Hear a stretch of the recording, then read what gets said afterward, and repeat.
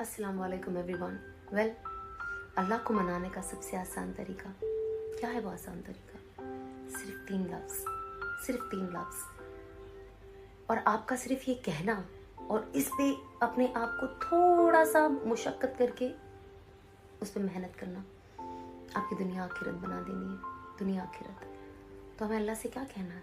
या अल्लाह, मेरी तौबा, मैं आपको कहती हूँ, आप ये कह के देखें, थोड़ा सा नफ्स देखें और फिर देखिए अल्लाह आपको कैसे इज्जतों से नवाजता है, कैसे आपकी मुश्किल को आसान करता है, कैसे वो सुकून देता है जो सुकून आपको चाहिए, आपके दिल को, आपके दिमाग को। अल्लाह कैसे उससे आसान करता है। अल्लाह रहीम है, करीम है, अल्लाह जलाली भी है। पर आप शैतान के बहकावे में कभी मत आना कि अल्लाह आपको कभी माफ़ नहीं करेगा, तेरे गुनाह बहुत ज़्यादा, तू बहुत गंदा। नहीं, हम कोशिश करेंगे तो अल्लाह क्यों माफ़ नहीं। अस्सलाम वालेकुम एवरीवन। वेल, अल्लाह को मनाने का सबसे आसान तरीका क्या है? वो आसान तरीका सिर्फ 3 लफ्ज़, सिर्फ 3 लफ्ज़।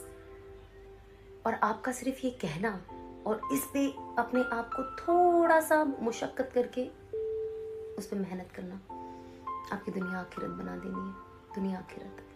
तो हमें अल्लाह से क्या कहना है?